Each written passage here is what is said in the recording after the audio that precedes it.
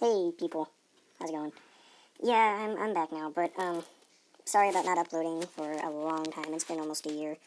But a few months ago, well, not months ago, but like a month ago, a few weeks ago, I was thinking about doing another video on Warship craft since I was getting back into it, and it turns out Airshow is not working the way it used to anymore. Now it's sort of trying to be its own YouTube, so you're just gonna have to deal with images now, because can't do that other stuff. So anyway, I'm going to be showing you how to rank your ships based on their stats, size, armor, or general purpose. So, starting from strongest to weakest, we have my strongest class, the Deathbringer class. Now, there are 3 ships that belong to this class. First one is the Super Yamato, which you are seeing now. The second one is the Titan. Now, the Titan is interesting because the Titan is able to go 194.4 knots, I believe. And now, for the third ship in this class, which is the Tiger.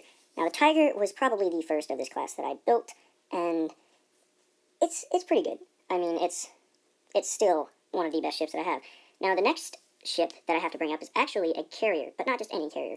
I would call this sort of a super carrier. Now, I only have one ship of this class, but again, carriers are super expensive, especially when you have this many planes on them.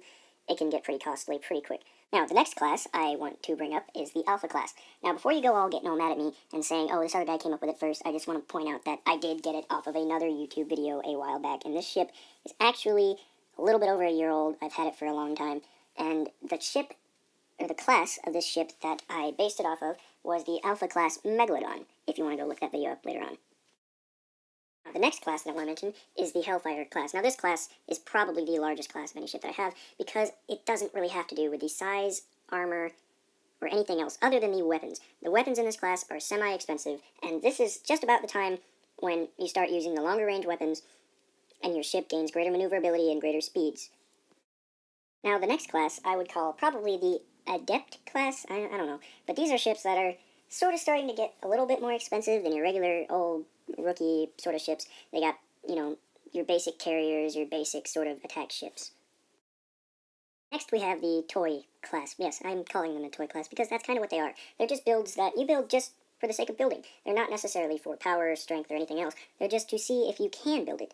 For instance, a really tiny submarine, or a representation of another ship, or even just playing around with a bunch of blocks. And last, but if I were to say not least, I'd be lying, we have the Rookie class. Now, this is pretty much just having the prototype or slightly modded prototype with a little bit more weapons. That's really not good. It's really kind of the worst ship you can have outside of a toy class ship that isn't really made to be special at all. Alrighty, peeps, that's it for today. Sorry about not having any video, but hey, what am I going to do? So, I just want to remind you to, maybe share this video, like it, basically everything else every YouTuber says. Except if you don't want to, that's fine, because I know I haven't really been uploading at all in the last year.